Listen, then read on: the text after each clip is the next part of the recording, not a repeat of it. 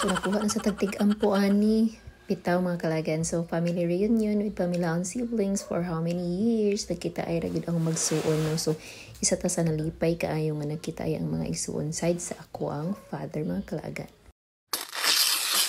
So hi mga kalagan, quick fit check with Ate Thea for today's video. So mag-dress ta og red o diba para dolon tag swerte.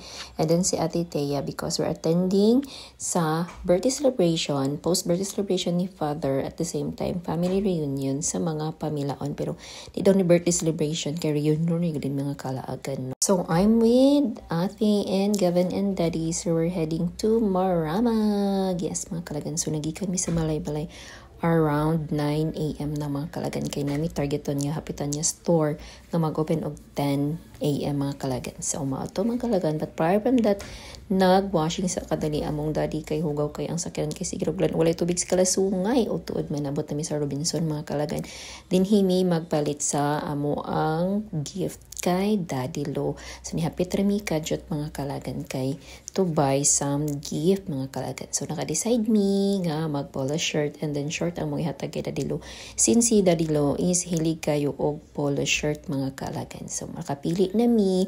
After na nakapili, nagbayad na mi and then nag-continue na din mi og biyahe mga kalagan. So look how stunning the Mount Kalayo in Muswan, di ba mga kalagan. So very nice kay ang view, very nice kay ang weather. So perfect kayo sa amo ang travel. Sa amo ang long travel to Maramag. So no na makabalon ta kung Maramag ta mga kalagan kung naanay mga ani o naanay Center Island yun ay mga suga.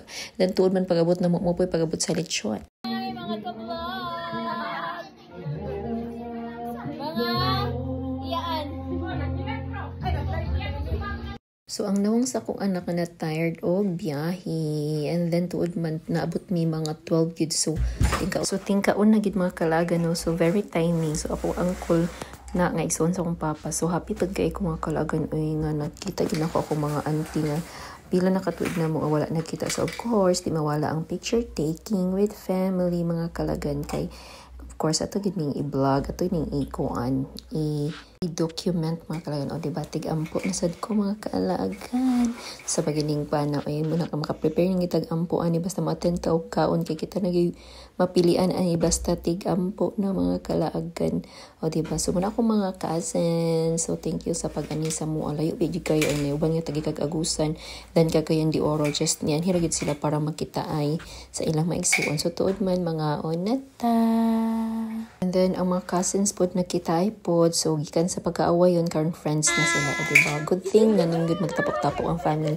kay para magka-friendship. And then anapod si Lola ni iyahang pauso nga pabiba candy sa usually ginabuhat ni sa mong Lola during January mga kalagan New Year. So karon kay nagkatapok man daghan kay mga bata so i-grab niya opportunity nga mag-shower og mga candy and of course igab-gab magpaulahi pa ba nga candy man ulok daghan jud kay sila na nga kuha nga candy mga kalagan and then they have so much fun.